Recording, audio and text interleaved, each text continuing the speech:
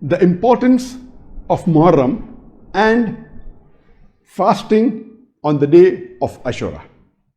Our beloved Prophet Muhammad Sallallahu Alaihi Wasallam, it's mentioned in Sahih Bukhari, point number 4, hadith number 3197, that our beloved Prophet Muhammad Sallallahu Alaihi Wasallam said that the year is 12 months, and of them 4 are sacred.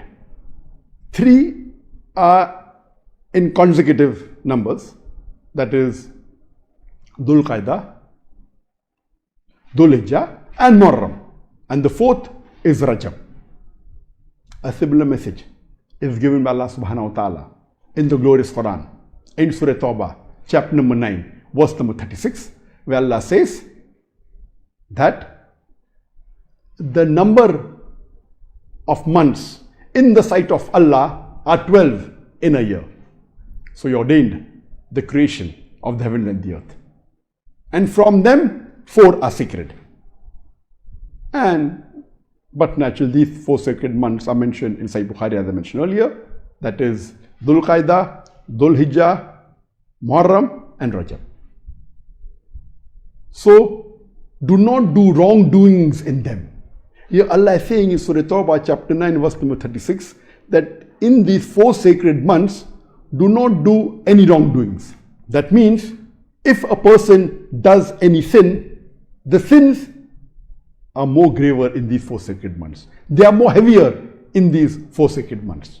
And the good deeds that you do, they will be more rewarding. So the Muslims should see to it that during the 4 sacred months, they should be more careful. They should abstain from all the sins, especially the major sins, as well as almost all the minor sins too. And we should do as many good deeds as possible. Time will not permit me to repeat all the good deeds, and I had done that earlier when I spoke about the virtues of Dhul Hijjah. I had mentioned 45 good deeds, the faraiz, the mustahab, the other sunnahs, etc. It is further mentioned in Sahih Muslim, volume number 3, hadith number 2755. Our beloved Prophet ﷺ said that the most important fast after the fast of Ramadan is in the month of Allah, in Muharram, referring to the day of Ashoora. And the most important salah after the Fard Salah is the night prayers, that is the Qiyamul Layl, Tahajjud and the Witr.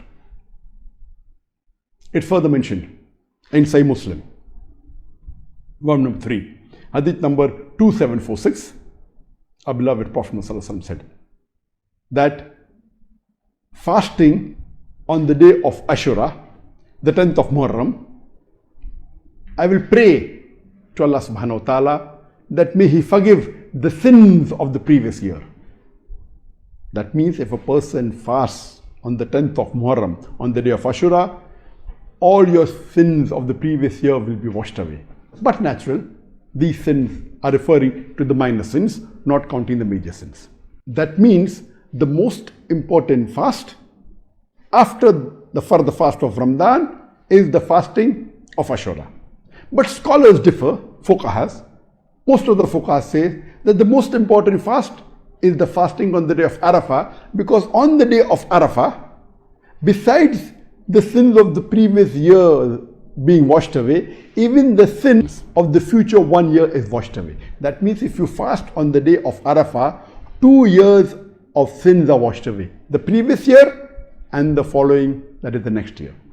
If you fast on the day of Ashoora, only 1 year, that the previous year's sins are washed away. Therefore, fuqahas differ. Most of them say the most important fast is Arafah. Few say the most important fast is fasting on the day of Ashoora. But unanimously all agree that these 2 fasts, fasting on the day of Arafah and fasting on the day of Ashoora, are the most 2 important fasts after the fast of Ramadan. It is mentioned in Sahih Bukhari, volume number 5, hadith number 3943, that Ibn Abbas, radiallahu anhu, may Allah be pleased with him, he narrates that when the Prophet reached Medina, he found that the Jews were fasting on the 10th of Muharram.